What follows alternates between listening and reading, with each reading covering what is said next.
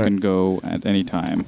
Welcome to episode 20, special episode. I don't know if that's a special episode, but I mean, it's the 20th episode. 20th episode of CoOperators. Yeah. That's a milestone for us, actually. That is. We're still having fun, right? Right. You might hear in the background our special guest today, the Lunchable Monster, also known as my youngest son.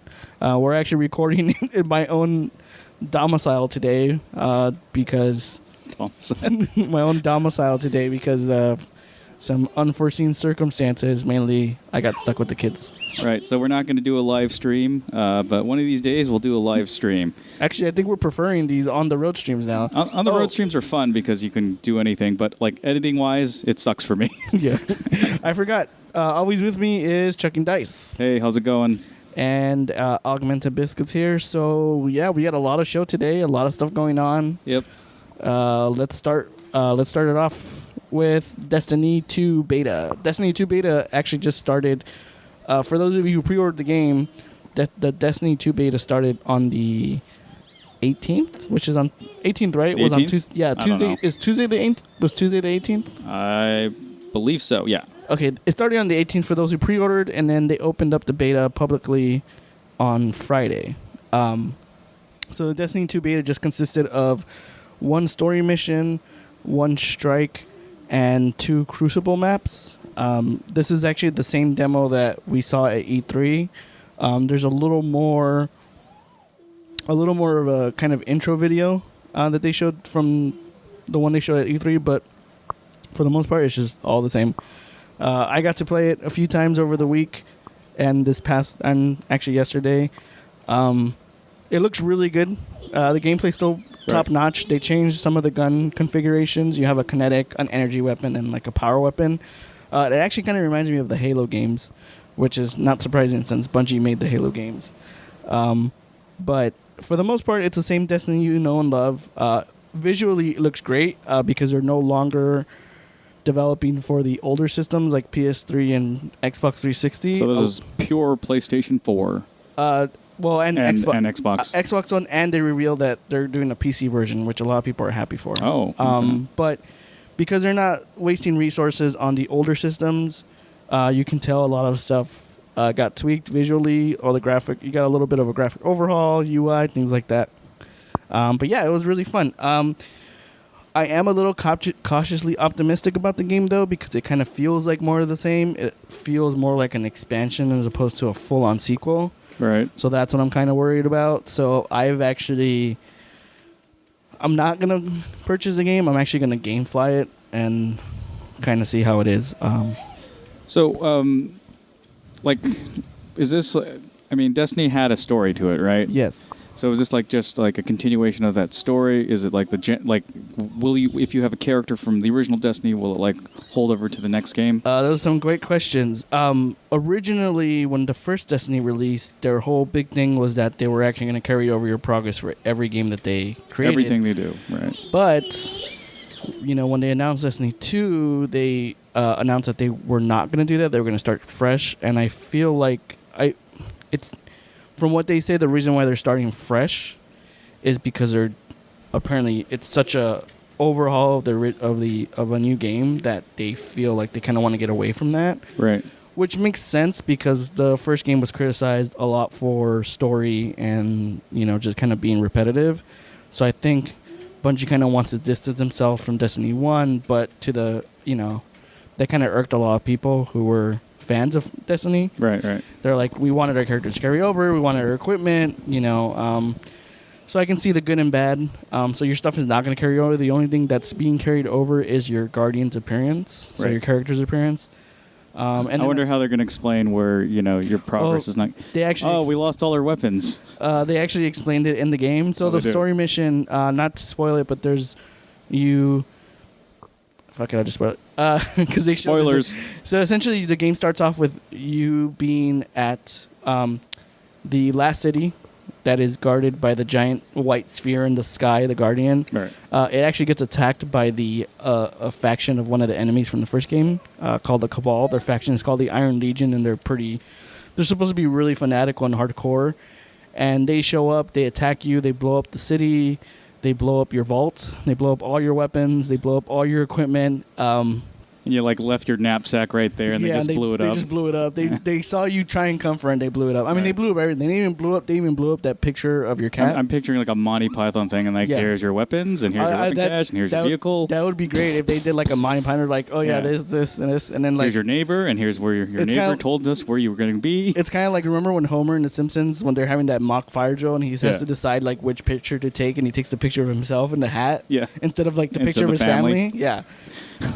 So they show up, they destroy. Wait, hold on. Is that the one where he like escapes to the escape, and then like he puts a bench in front of the door? Yeah, he blocks everything. He's like, "Oh, I won." He's like, "What did I win?" Oh, you won. All right. So they destroy everything, and that's going to be the reason why you're starting from scratch. Right. The other thing that they do is they actually kidnap the Traveler, which is a giant sphere. Mm-hmm. So that explains why your powers are going to be lost. And so that's the explanation for everything. And so far, it looks like the story is going to be a lot more. They're going to take a page of the book from Taken King, where the story is going to be a lot more interactive and told better. You know, you're going to interact with NPCs, things like that. One thing that they do with the opening mission is you actually do interact with the kind of mentor NPCs from the first game. For those of you who played, the 3 mentors were voiced by Nathan Fillion, Gina Torres, and I always forget his name. He is in The Wire. He was like the captain in The Wire. I haven't watched that show. He was in John Wick. He's like the guy who runs a hotel in John Wick. Right. Didn't watch those movies. Tall, thin, black guy. He was in Fringe. He has like a very deep. He has like that very deep voice. Right. I can't fucking remember his name. He's great though. But they fight alongside you, and then they kind of, the story mission's a lot more cinematic. There's a lot more set pieces. There's a lot more like kind of scripted events. Right. So that's great. But for the most part, I mean, I don't know. I'm approaching this cautiously because, again, it's kind of more of the same. So it kind of feels more like an expansion as opposed to a full-blown sequel. Right. But, I mean, we'll see we'll see when the real game drops. Right. So that's Destiny 2 still in beta? Yeah, it's still in beta. They actually extended it until Tuesday. I think Tuesday at midnight. It's when it Tuesday at like I think Tuesday at 10 is when it ends. Right. Is the general like vibe of it from like the intended audience? Are they like we're down for this, or are they like I don't know about this thing? It seems to kind of like the general consensus is that people are very happy with it, but there are also little things here and there that they're griping about. A lot of people feel like it's just like more of the same. Right. It just kind of depends. But a lot of the critics think it's actually a good step forward for them. But again, I think a lot of people kind of share my sentiment where they're cautiously optimistic. Like they like what they're seeing, but they still want to see, where the game's gonna head when it releases. I think the big question is also how are they gonna do their open world and things like that. And of course, raids. Right. I mean, in beta, is that too late for it to be adjusted? No. Apparently, all the stuff that people were complaining about this has already been adjusted. Oh, okay. Well, then. So apparently, the build we were playing in the beta is actually several months old. Oh, okay. So, I mean, it's enough time for them to regroup if there's something that they don't like. Yeah. So. All right. So let's move on here. We have the death of threes. Basically, 3 celebrities died over this past week, and let's go through them. The big one that both you and I know intimately about is George Romero, the director. If you guys don't know, George Romero made zombies.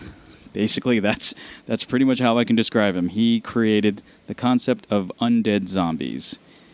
He was the director of the first Night of the Living Dead. Should we say the cinematic version of zombies? I'd say the cinematic version of zombies. Well, because zombies had existed in movies, but they weren't undead. They weren't coming back to life and eating the flesh of humans, as it said in Night of the Living Dead. Zombies were portrayed more as like normal people under a spell. Like they kind of have this like far gone look. And they just kind of like basically move around like robots. So Romero is the one who created the pop culture version of what zombies are. What zombies are. He originally wanted to make that one movie, I Am Legend.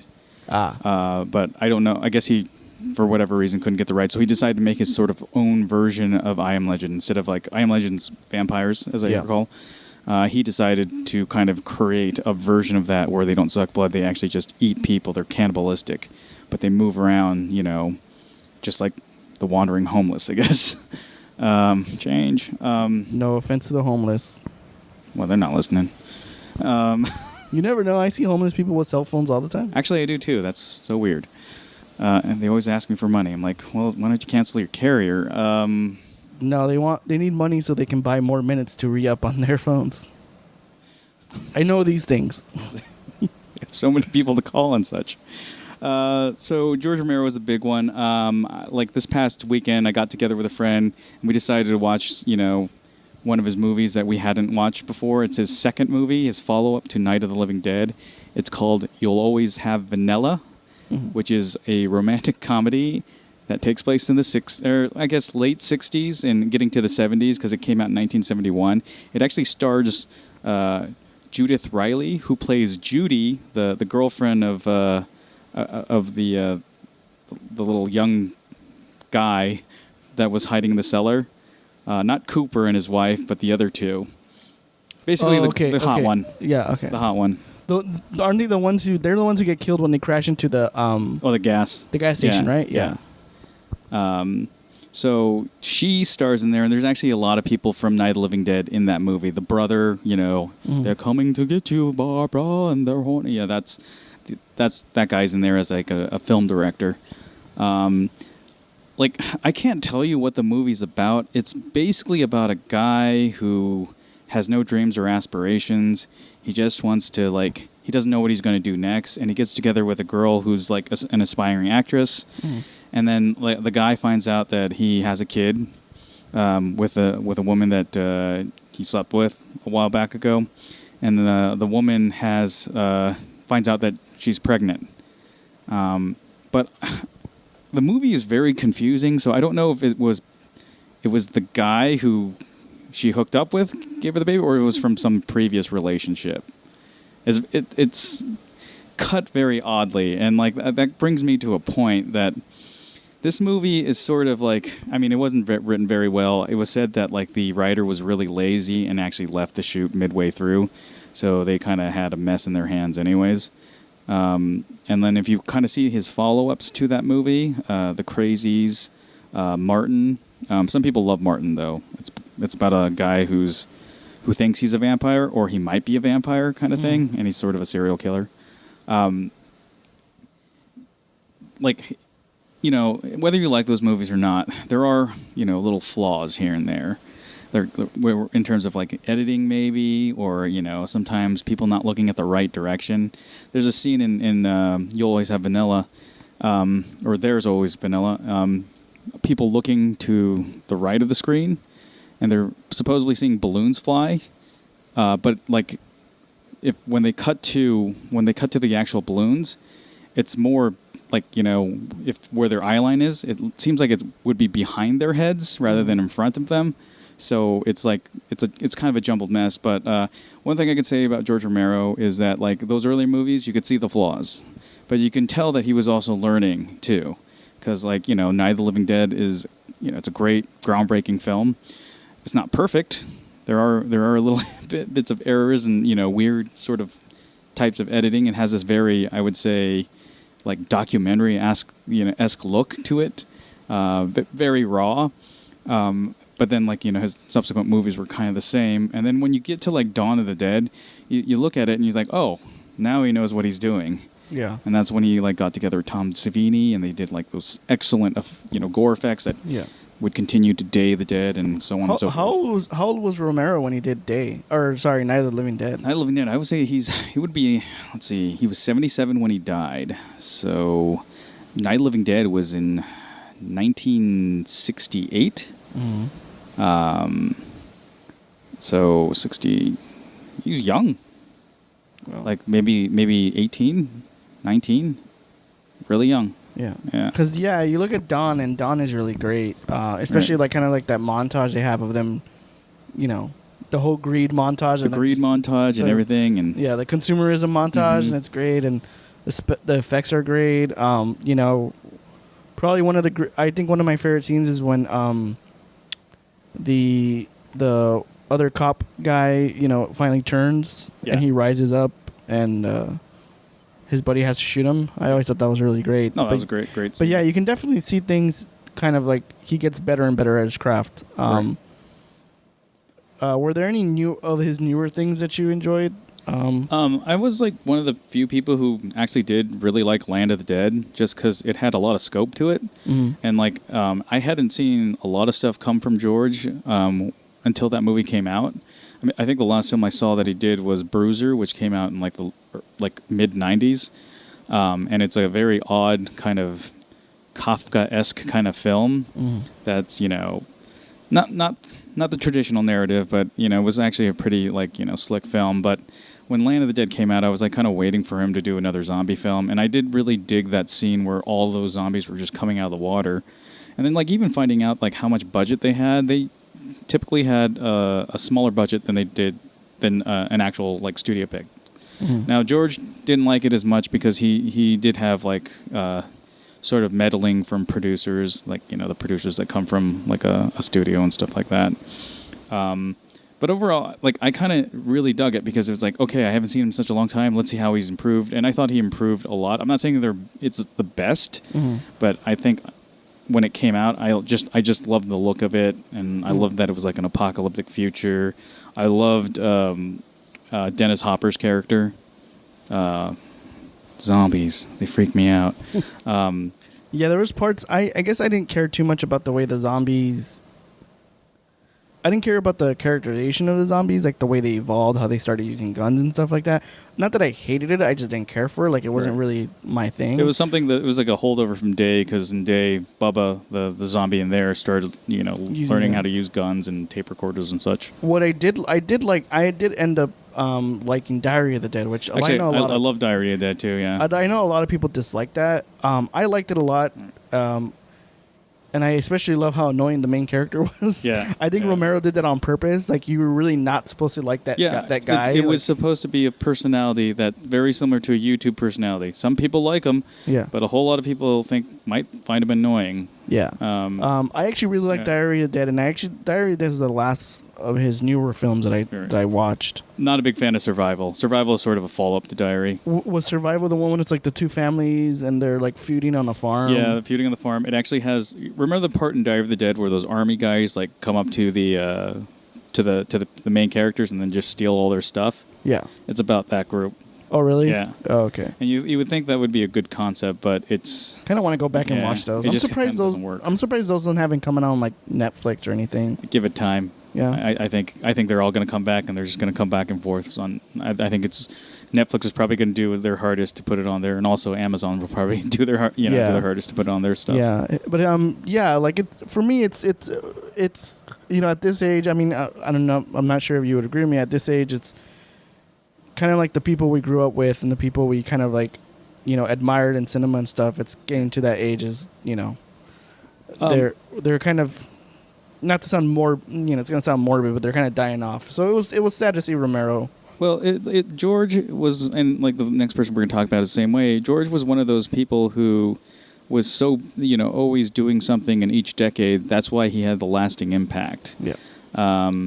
I mean, like, I can go back to, like, some people who, passed away before I was even born. Like, I was a big fan of Three Stooges. I was a big fan of the, Marx Brothers and stuff like that.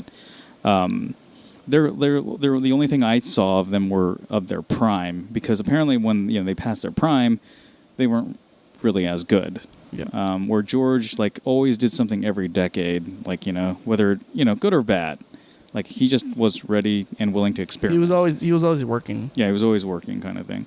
Also, he directed the Resident Evil 2 commercial for Japan. Which is great. Actually, if you watch it, it's actually a pretty good commercial. It's a pretty good commercial, yeah, I would agree. It actually does a better job of summing up Resident Evil 2 than probably a movie would have. No, I was like, that's the Resident Evil movie right there. That curly-haired Leon and that And I forgot. Yeah, Brad Renfro as Brad Renfro is Leon Kennedy. That's right. yeah. But moving on, George Romero, rest in peace. We're going to move on to Martin Landau, who is an actor. Strange coincidence.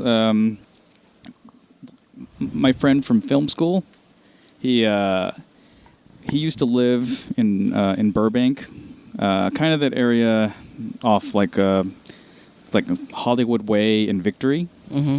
And there's like an apartment complex there. Martin Landau's, I think it was his niece lived there. Oh, really? Yeah, yeah. And we talked to her a couple times. It's not like we were friends or anything like that. We just talked to her a couple times. And I also used to work for as an intern for Martin Landau's production company. Oh. I used to read scripts for him and like do summaries and stuff.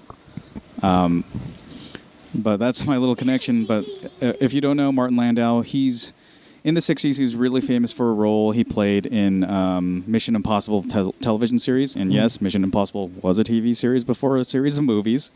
He was also, he's been in so many different you'd say B movies or independent movies or even big time movies as well. He was just like a working actor.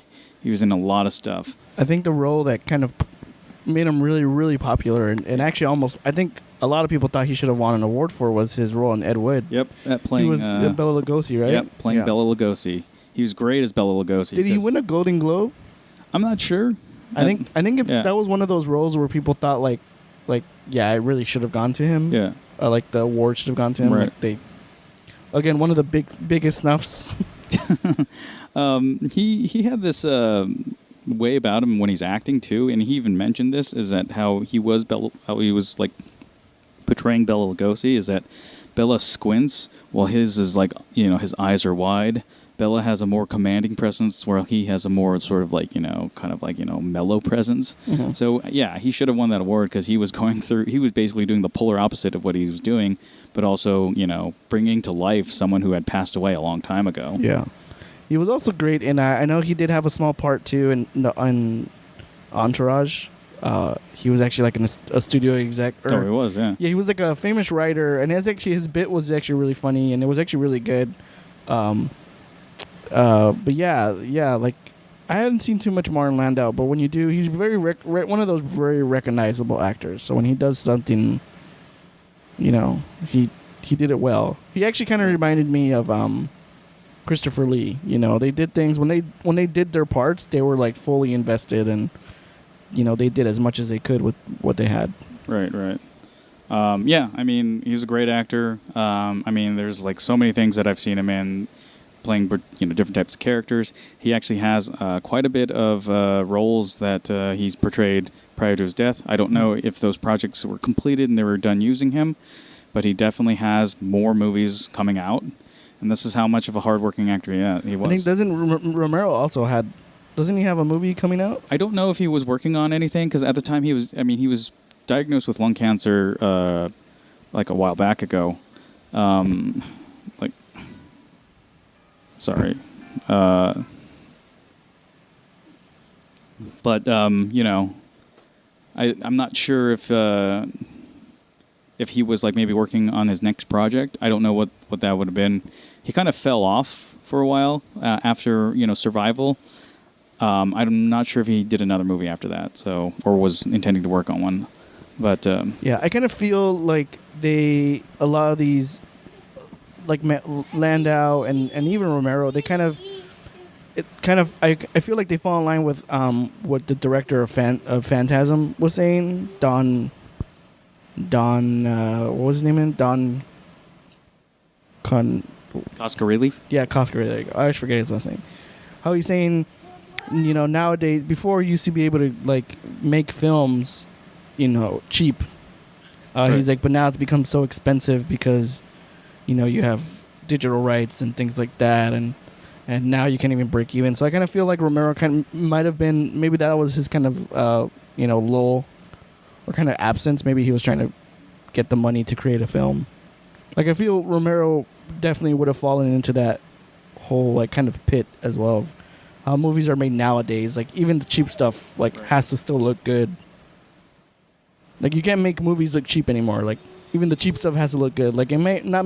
Depending on what you're gonna do. Yeah. Yeah.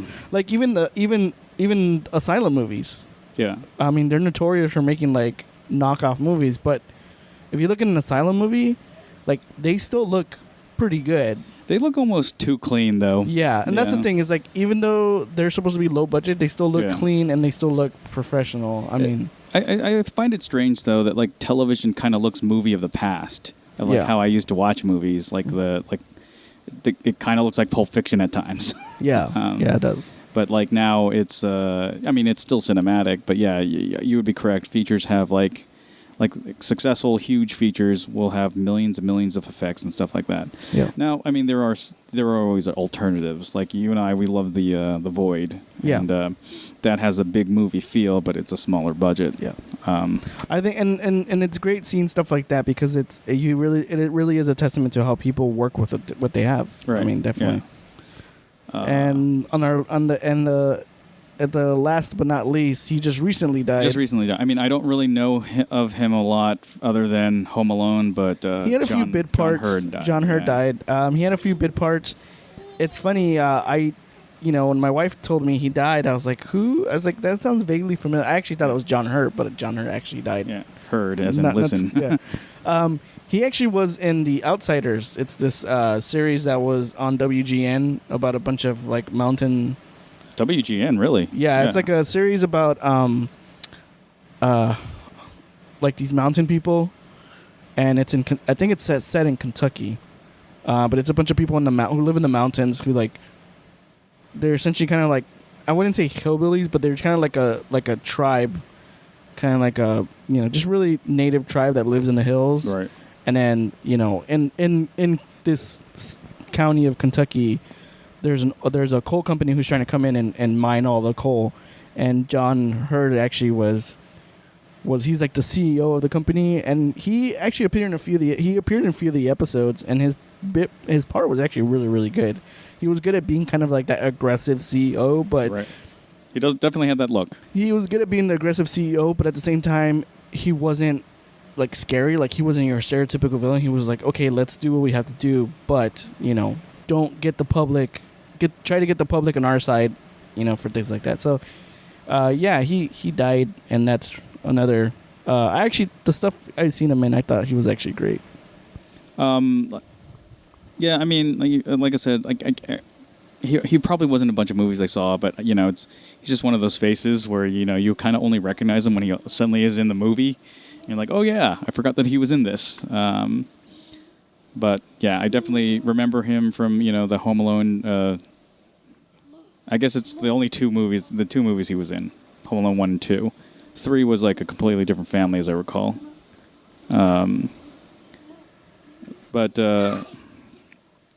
Yeah, celebrity death. So they happen in threes. I mean, even the week prior, I think Stanley's wife died. So I don't know how long Stanley has. He's like 94 years old. Yeah, and it was I didn't realize. That was an interesting story that I read was that Stanley's wife, her facial features were the original like model for Sue Storm. Like, Stan Lee drew Sue Storm. No. Jack Kirby. Oh, Jack Kirby, sorry. Stan Lee just stole the idea and claimed it was his. I just can't. But Jack Kirby drew Sue Storm based off of Stan Lee's wife, right? Yeah. Right. Because she was a hat model, professional hat model, and I think she was dabbling in acting as well, or more stage and theater acting. I do remember one of her roles, at least as a voice, in two things. She was Mrs. Forbes in Fantastic Four, their crazy neighbor who would complain about everything about the Fantastic Four, because the Fantastic Four actually lived in a normal sort of building with tenants. And then there was Madam Web in the 90s Spider-Man cartoon. Oh, she was Madam Web. That was her voice. She had I like that cartoon. Very proper kind of you're that proper British woman voice, like, because she was from Great she was from Britannia. Yeah, Britannia. So yeah, as we go older, more people die. So don't look forward to death. Well, I swore up and down that Romero had some kind of like pact with the devil, and apparently, I guess the devil cashed in, and then that's the same thing I thought with Stan Lee because they were so old. Man, Stan Lee's. I mean, Romero was what 70, right? You said, or like late 70s. Stan Lee's like in his late 90s. Yeah, like 94, more mid 90s almost. That guy's gonna live forever. That guy's gonna outlive me. Right. But yeah, really sad. Should we move on? So if you guys haven't heard or you've been hiding under a rock, Comic-Con happened. I've been hiding in my own house. Right, that's basically a rock. That's a good place to hide. So San Diego Comic-Con happened this past weekend. I guess it's technically, as of this recording, it's sort of still happening. Very unusual. They have released every single trailer that they normally don't release. A lot of trailers coming out. Yeah. I just watched the new Thor Ragnarok trailer, which I actually thought was a lot better than the first trailer because I hate when trailers use classic rock music, especially Led Zeppelin. Come on, Thor. Video games also do that shit, and I hate it. I can't stand it. I don't watch as many video games trailers then. But yeah, the new Thor Ragnarok trailer looks good. They also showed the Justice League trailer, which actually I would like to get your take on because it makes the movie look better. But I mean, again, I'm not a huge comic book. I'm not really a huge DC I'm going to compare the two because you have no choice but to compare these two franchises now. Yeah. Okay. Particularly if you look at the thumbnails of the videos on YouTube, literally it's 4 superheroes standing together in a line. Uh-huh. So here's my thoughts on both Thor and Justice League. I think Thor's a better trailer. Definitely, and I'm really excited to watch that movie, particularly listening to Hulk talk and like those two just going back and forth talking because that's in that trailer. Spoiler alert. It's a trailer. So here's my problem with Justice League. I guess I don't doubt it's gonna make a lot of money. No matter what you guys think, if you like DC, if you like Marvel, Justice League will make a lot of money. That doesn't necessarily make it that's going to be a good movie. But one of the things that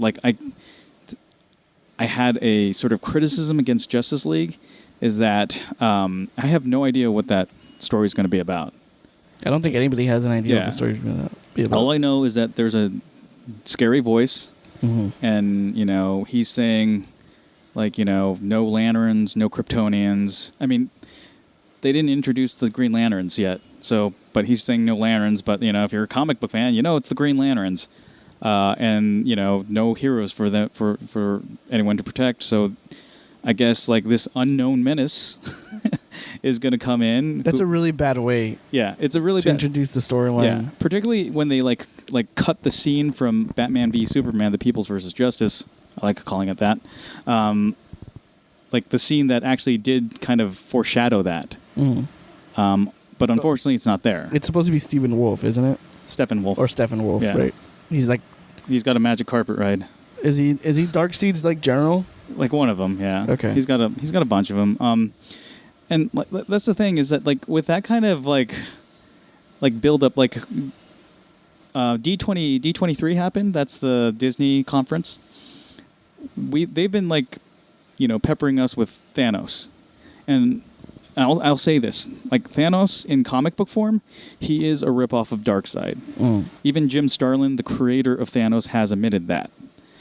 But Thanos' build as an antagonist is so much better in the cinematic universe than what they've been doing with DC and Darkseid. This guy's this wonderful monsters rolling all over the place. I think my son is just training for Navy SEAL right now. He's just rolling around, crawling on his. So that's my problem. Is I don't know what the hell it's about, and it starts with a bunch of people with silencers shooting. I'm sure that's probably some random crime happening. But it's I don't know anything more upon 4 superheroes getting ready to fight. And that's what the posters even communicate. 4 they're getting ready to do big fight. And I get it. I know that's going to happen. Yeah. I don't necessarily need to see it. But what's the reason why? Yeah, what's the reason why? And whereas Thor, there's so many things. He's actually communicating how he's having the worst day in his entire life. And there's even the antagonist, Kate Blanchett, right? Yeah. She says that, I'm not a goddess. I am death. she is death. She's the goddess of death, I think she says. Which is interesting too, because Thanos in the cinematic universe, like I think one of his first appearances in the first Avengers films, someone was saying, to challenge them is to court death, and he turns around and smiles. So that maybe there's some kind of inherent like connection that's going to be with the new Avengers Infinity War movie coming out. So there's just like a lot of different sensibilities when it comes to creating a trailer, and I think Thor hit it on the mark, making it like very apparent what it's going to be about, and what to expect, but it's probably going to be not how we expect it kind of thing. Whereas Justice League is communicating me very basic things, and I get it. Like, this is going to be one of the first Justice League movies. This is the first Justice League movie ever. But I mean, the Avengers movie, when that trailer came out, it wasn't just a bunch of heroes getting ready to fight. It was actually I think the problem, there's a build to it. I feel like the problem with Justice League, and I think just the DCU in general, is just, I think they're trying to just, instead of doing their own thing, they're still trying to copy Marvel. Right. And I know a lot of people were excited when Josh Whedon basically came into the DCU fold, because they're like, oh, he's going to save the entire DCU universe. And I was like, I am one of the people who really does not like Josh Whedon, Right. with the exception of Firefly and Dr. Horrible's sing-along. I like Serenity. I didn't really like Firefly the show. That's like the only things I like from him: Serenity, Firefly, and Dr. Horrible. Like, those are the only 3 things I like from him. But I don't even think Josh Whedon will even be able to save this. I mean, there's only so much he can do, and a lot of this was already established with Zack Snyder. Yeah, Zack Snyder, who left the project because of unfortunate tragedy. So I honestly don't know what's going to happen. I don't want them to fail, but I don't think it's going to be a good movie in general. I also don't think Josh Whedon is the saving grace that like people think he is. Like, he's not a magician. He's not a magician, but he's also not the writer, director, geek god that everybody fucking like makes him out to be. Like, I honestly think, like, I don't know. I have low expectations for this, but I'll still see it. I mean, I will say that it was odd seeing Batman with goggles in the trailer, because it reminded me so much of the owl from Watchmen. Yeah, me too. But the sad thing is, I actually like Ben Affleck as Bruce Wayne Batman. Right. Like, I actually like Ben Affleck in that role. Like, he's cool. That's like the only thing I liked. And the fight scenes that he had that were not with Superman, like the fight scene he had with like the thug, the random group of criminals at the end of when he wasn't saying Martha. Yeah, when he was saying Martha, he was actually just fighting a bunch of fucking like gangsters and like high profile criminals. Like, it was cool, but Which that to me, that was like pretty much the highlight of that film. I thought Wonder Woman's entire role in that film was pointless. Yeah. And I don't understand. It was fan service. Yeah, I don't understand why everyone's like, oh, that was the best part. Like, she got onto a plane, she looked that there was some fighting, and then she got off the plane. Yeah. She was like a means to the end, Like, I'm glad that she has her own film and it's now successful. I haven't seen it yet, but I'm, getting around to it. It's just like, there wasn't really much for me to like about that film. Yeah. Like, Batman working out was like completely silly to me. Like, he was. Come on, you didn't want to see Ben Affleck working out? I wanted to see Ben Affleck working out. I wanted him to if they're going to put that in there, they might as well show him doing his diet. Yeah. Yeah, trying to cut down on carbs and stuff. Yeah, they should have. Yeah. So that kind of leads to me Comic-Con in general. I mean, I just like E3. There's just way too many people there. Yeah. Like, I haven't been to Comic-Con for 6 years now. Mm-hmm. It was the first Comic-Con I've been to since 2011. When did you go? We went down Friday, and I always have this sort of option that I can go to Comic-Con. I choose not to because there's just way too many people there. But my friend actually had a lot of friends in the industry of film and even comic books. He was like, well, we'll go to a couple of parties. Those were really fun. Like, I partied with a bunch of people who work for this company called Zenescope. And they kind of deal with very sort of dark comic books, like kind of catering towards that dark fairy tale kind of genre. You know, sort of Vertigo meets Chaos Comics. A lot of female protagonists, you know, comic books. But like I was just hanging out with them, and we were just like you know, chatting and stuff. We were going from, you know, one bar to the next. That was a lot of fun. It's the Gas Lamp District. It's always fun down there. The next day, on Saturday, we went to the event, and you know, I got my badge and stuff. And I started walking around, and like it's just like everything that I hated about the event just came back to me. Just came back flying yeah, too. Yeah, and like I was like walking in like just one of the alleyways of the main, you know, the main hall, and of the floor, and like it felt like I was in a line. It's like we kept on stopping and then going and stopping and going, and we were trying to get to the Zenescope kiosk because like, you know, we wanted to, you know, check out what our friend was doing, you know, like, you know, in his own booth. And then we finally got there, and like this was the interesting part of me. Like I don't see the point as a fan going to Comic-Con so much if you're a fan of comic books, I guess. Like it's more like it's this huge media event now, and now at this point they threw everything online. So now it's not exclusive. So it's basically what E3 turned into. Yeah. So it's but when hanging out with the people I knew at you know, partied within from Zenescope, we just followed this guy around, and like, you know, oh, I'm gonna go, you know, talk to this person right here.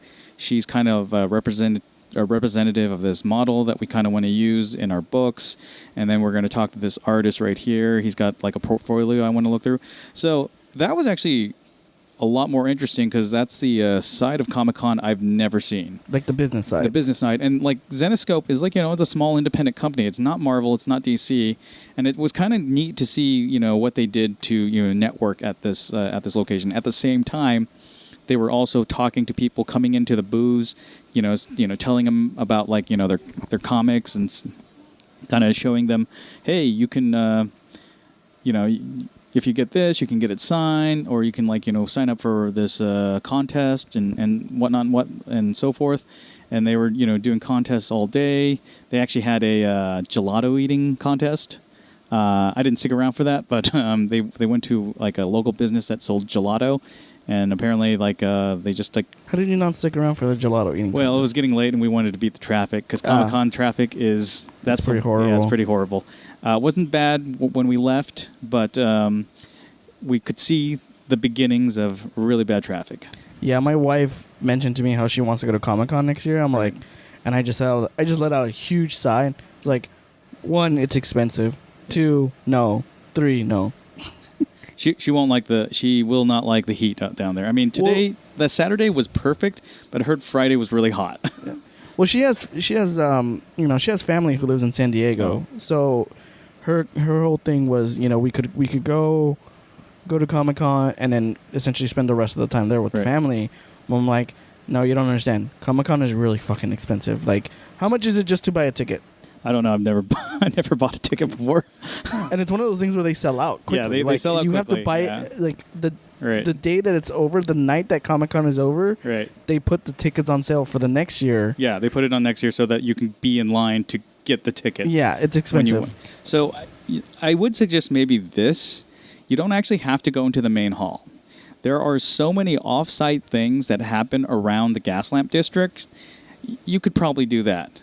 But I noticed that there were a lot of lines to them. And now because the off-site stuff used to be, you just walk through here. Here's South Park The Experience. You walk through South Park The Experience. Yeah. It's really fun.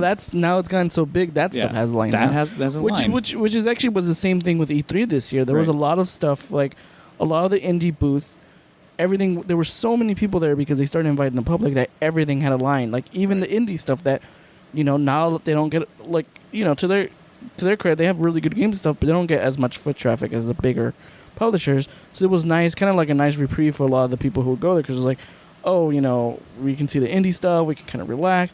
But it's gotten so crazy too that stuff had lines. Right. Yeah.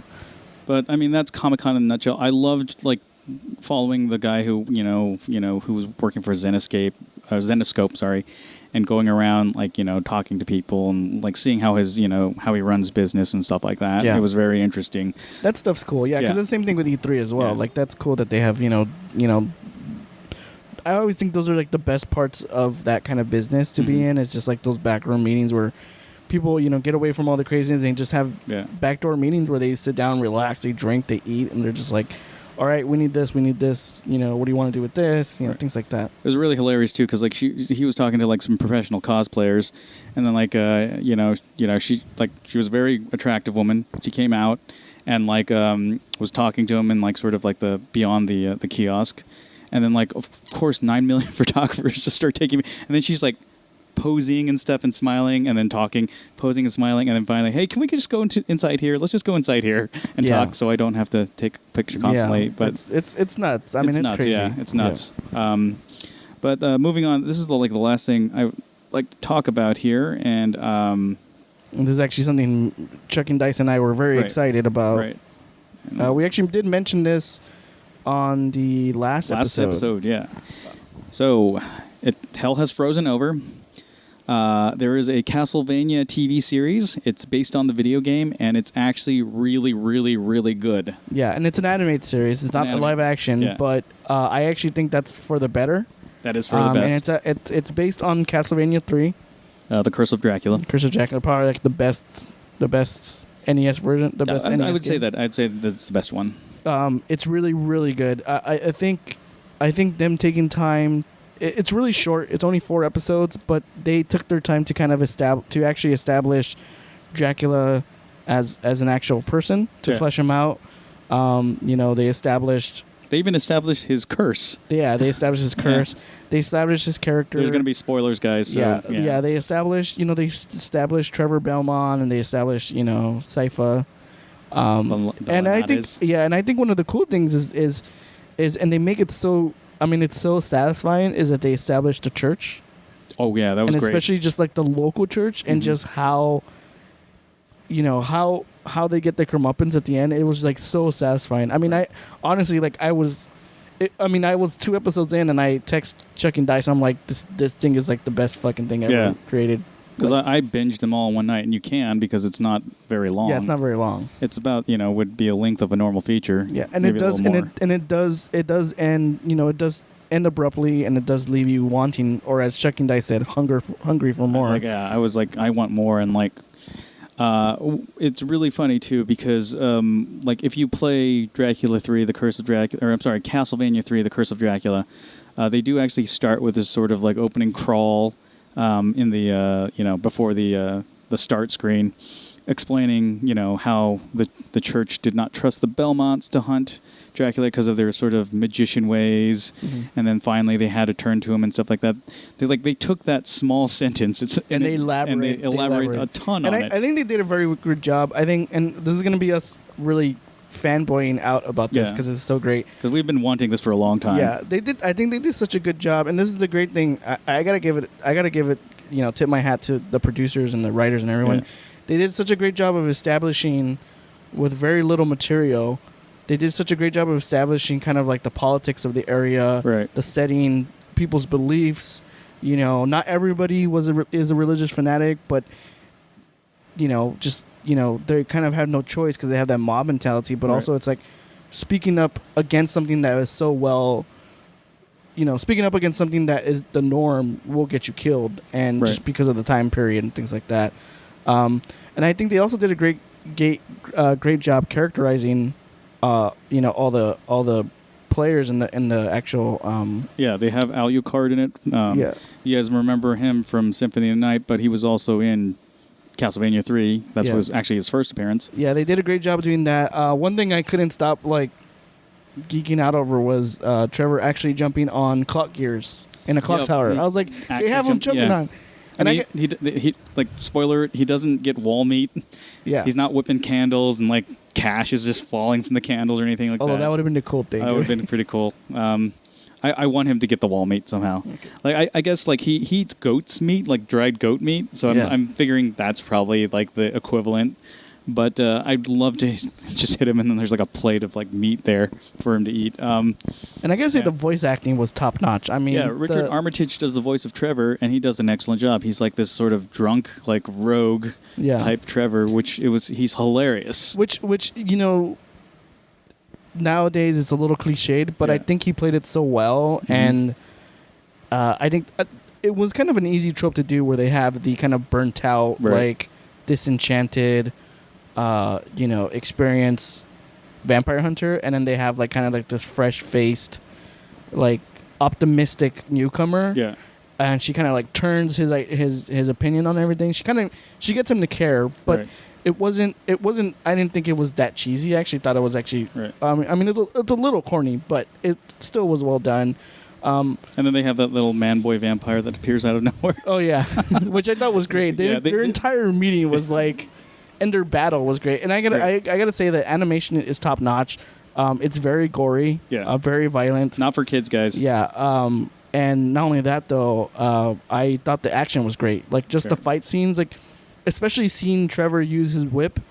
Because you can you never really see people, you never see anybody really fight with the whip, right? In like anime or. I think the last time I saw something like that was, I don't know, on a skit of SNL. It's hard to see people. It's hard to actually see somebody fight with the whip. Right. But I think they did such a great job. The battle scenes, things like that. Alucard's giant fucking sword was great. Yeah. I loved how they kind of show the reason why the Belmonts use whips, because vampires are, naturally very fast. They move like lightning, but a whip can do the same thing.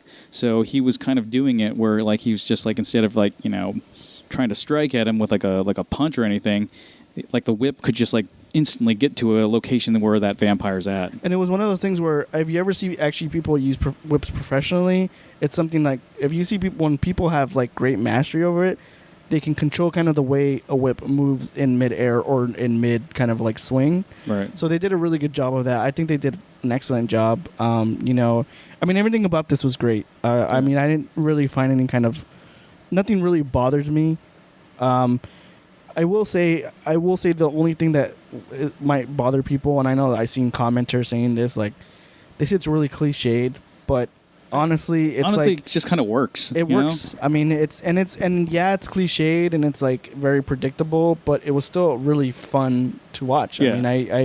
I mean, I really have no problem with this. I mean, that's the thing is, yes, a lot of stories are derivative, like the hero's journey and things like that. All that stuff can be really derivative and kind of tiresome, but if somebody gives you kind of a fun way to look at it and kind of like, not, I wouldn't say a fresh perspective, but just like a very fun, engaging perspective.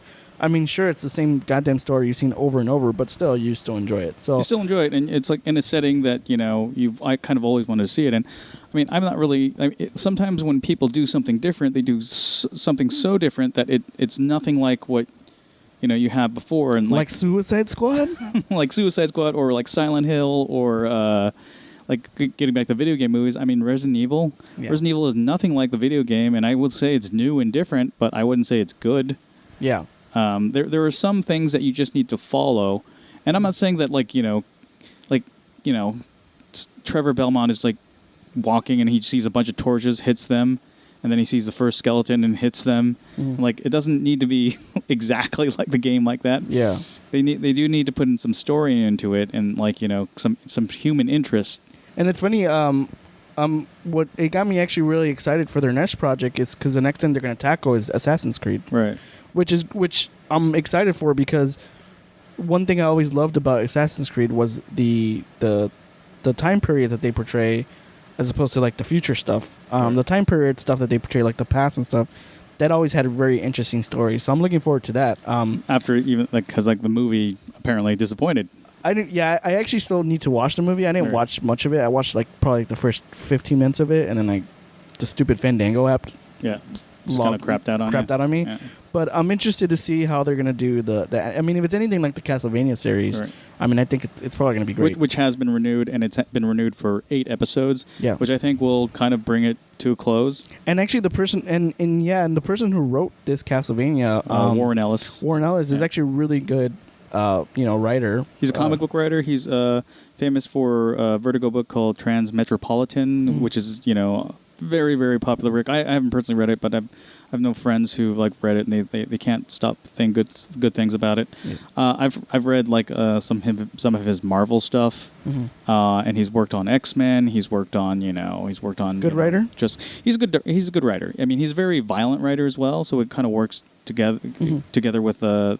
Because he actually did. There's a story that he did write an actual live action treatment for Castlevania. He did back in the day, and then it was kind of like, well, maybe we can animate it. We can do a series of movies. It was stuck in development hell for a while, and then I think this producer Adi, I forget his last name. I'm really horrible with names. Right. He essentially was the producer for Dredd. He's the same producer who did the Dredd movie with Carl Urban. He took Warren Ellis's script, and it's like let's make it an anime series, which I think is great. I'm hoping with this, and if Assassin's Creed does well, this kind of pushes Netflix to maybe invest in the Dredd sequel we all been wanting. Because I really want to see a sequel to Dredd. I thought Dredd was like one of the best movies ever. Right. So true to the character that he doesn't take off his mask. Exactly, and it's Carl Urban. I'll see Carl Urban in anything. Oh, and Carl Urban is coming out in Thor Ragnarok, which I'm gonna definitely watch. So he's playing the role of Executioner, Scourge the Executioner, actually, one of Thor's longest running rivals back in the 60s. Nice. Who actually perished in the 80s because he became basically it's one of those things where the hero and villain work together kind of thing. Oh. And there's this very iconic scene that he did was when I guess he had to defeat this entire horde from crossing this bridge, and he was giving these 2 machine guns, and he says he tells Thor get everyone to safety, I'll take care of this, and Thor's just he's like, no, you can't do it by yourself. It's he goes, I got this, and basically it's this really great I forgot the writer. I think it was Grant Morrison. He basically goes out there and just starts shooting this horde with just 2 machine guns, M16 looking machine guns. And then after that, he just starts fighting them hand to hand, and it's this really good kind of transition of how he's just goring these demons to death, and kind of ends with showing his face, and then almost showing a portrait of his face, and how he's sort of remembered in legend who fell because of his wounds, but stopped all these evil horde. Horde coming in. That's cool. Yeah, but he perished in the 80s, 90s maybe. Maybe it was the early 90s. Fucking 90s, man. But it was a great end, and he's not been resurrected. He's one of the few people who haven't been resurrected yet in the Marvel comics. Yeah, in the Marvel comics. I'm not. Everybody gets resurrected at least once. Well, Uncle Ben hasn't to this day. Gwen Stacy.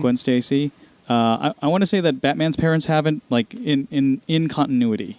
Out of continuity, a lot of people have been resurrected, but in continuity, Gwen Stacy sort of was resurrected. She became Spider-Gwen. It's a sort of alternate universe, but I wouldn't count that either. And also, she was cloned once, apparently. That whole storyline with her and Norman Osborn fathering kids.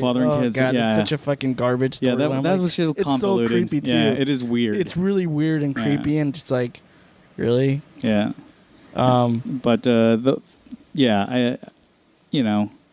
I kind of dig that they haven't brought him back. I mean, maybe I'm wrong. Maybe they did bring him back. They brought back his magical weapon, which was an axe, and but I'm good with that. They don't have to. So Castlevania series. Yeah. Check it out. Check it out. It's on Netflix. If you haven't yet, I mean, if you listen to this entire dissection of it, then you don't have to check it out. You don't have to check it out. No, seriously, check it out. Yeah. Great series, great protagonists, great story. I can't wait for the second season, for the 8 episodes, and I'm not sure what they're going to do after that. Maybe they'll go on to Simon Belmont. Maybe they'll go on to Castlevania 2. They might just go on with Simon Belmont. Maybe they'll continue on until Symphony, or even... I wouldn't doubt it they'd do that. I mean... Portrait of Ruin, I don't know. That was kind of one of my favorites. Portrait of Ruin actually wasn't bad. It actually had really great gameplay. Yeah, I mean, Ecclesia was hard as fuck. Yeah. I didn't play that one. Ecclesia was it was good, but it was hard as fuck. It was really hard. They should do Belmont's Revenge, the second one on Game Boy. That's actually the one I'm good at. Oh, Belmont's Revenge. Yeah. I'm playing. I think I told you this, but I'm playing Castlevania 3, and I found out that the U.S. version has basically they basically made the game harder because they found out that rentals was a big thing, and so like I guess Nintendo had some deal with Blockbuster, so they got some revenue from that, and so they intentionally made the game really hard. So people can keep it longer. Yeah. So they keep on running it. The original game used to have infinite continues. In the US version. US version, it's only 3 continues. Jesus. It still has a password system, but that's just like making it harder. Yeah, that's kind of a notorious thing they have now. Is like the US version of games have actually become a lot more difficult. Right. I know, I know that kind of continued. That happened in the Nintendo era, but then that kind of continued with the PlayStation, where a lot of the US versions were a lot more difficult, just because they knew how intense US gamers can be. Because in Japan, I guess they didn't really rent games that often, at least back then. So I'm playing the Japanese version, like a translated ROM, and like I thought it would be easier. It's still hard. Not as insane hard as the US counterpart, but hard enough where you keep on playing. But at least in the Japanese version, I'm actually kind of sort of getting better at playing the game. I still have to throw some cheats in it, and I found that if you put in certain cheats, it'll actually start breaking the game. Nice. Like the Infinite Lives cheats for Castlevania 3, the Japanese version, will have zombies, like when how they're supposed to rise up and then go across the screen. If you put the Infinite Lives cheat, they'll just appear out of nowhere. I think the only way I passed Castlevania 3 was just save states. Yeah, like I had to do save states, and then back like the original NES version, I obviously had only beat an emulator, but I had to do save states, and I also had to do the infinite health code, which I still got like hit and thrown into pits, and that like will kill you. Yeah. But if I put a 9 lives code, and I put like don't take as much damage, I'll still die a whole bunch of times, and start with like 50 hearts. I'll still die a whole bunch of times, but I can beat the game now. I think that's what I was doing when I did my play. The last time I played it was I was playing on a PSP, right. And like all I did was I did nothing but save states, but I managed my health. So if I got to a certain point and I was like, oh, I have all my health for like this section, and I got to a point where I started losing more health, I'd go back to that save state and kind of perfect that run so that I kept the max health until I got to the boss. Yeah, and then when I got to the boss, I would even halfway in the boss fight, like if I made too many mistakes, I would do a save state. So I was like, I can still have my health. See, like in the US version, if you died on Dracula, you got thrown back like 2 checkpoints ago. Really? That's such bullshit. Instead of starting at the bottom of the staircase and then leads to Dracula, you would start whatever the last checkpoint was. In the Japanese version, you just started at the stairs and you just go up and fight Dracula. That's bullshit. But I can definitely beat Dracula now with a little bit of help with Trevor and Sypha. I still have a tough time trying to do it with Trevor and Alucard.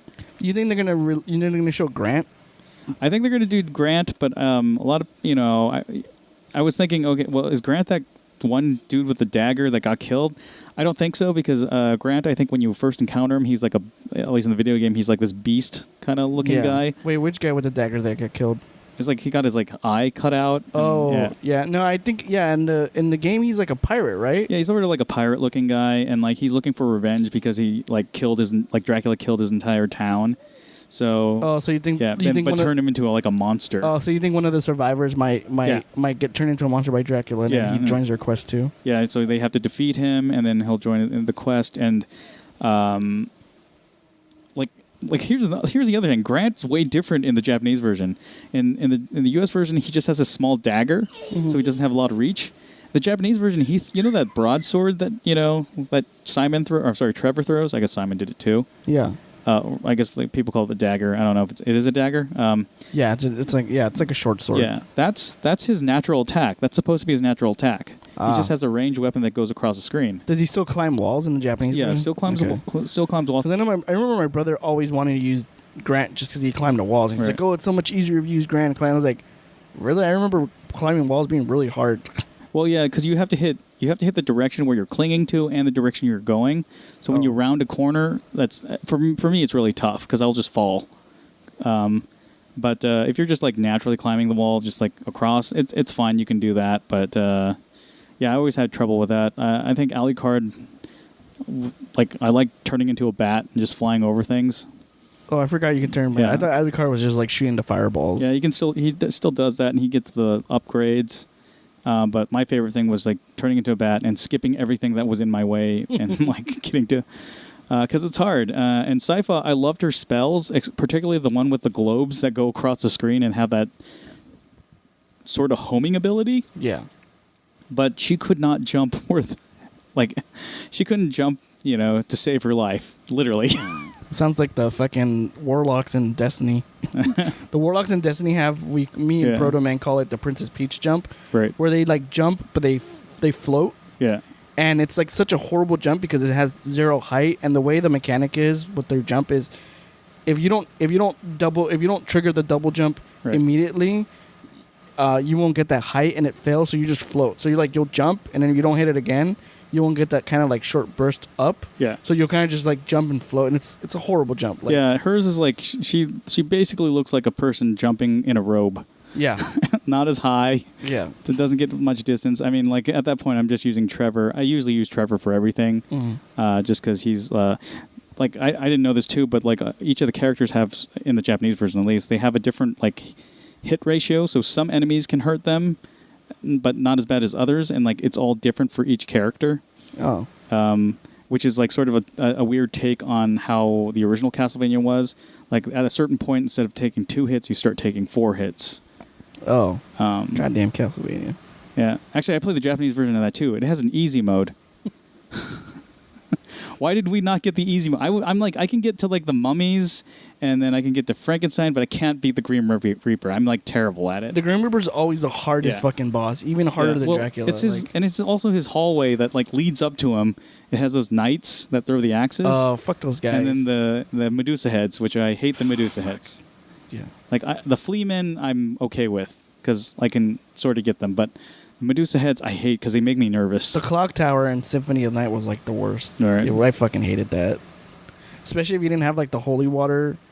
The power up. The power up where like whatever. where you like didn't take damage from water. Like it fucking sucked. But yeah. So that's it. That's all the show we got for today. We're gonna keep talking about Castlevania. We probably are. But you got anything else to add? No, I think that's it. Check out the Castlevania television show. Check out the Castlevania games. Yeah. Particularly the Japanese versions. There are ROMs out there where they translated everything, so now you know what they say at the end. Although I don't think the endings are different. They still end kind of the same way. Yeah, they still end the same way. You get like flavor text. Yeah. But yeah, thanks for listening. Yeah. And we'll see you next time. Keep it rolling.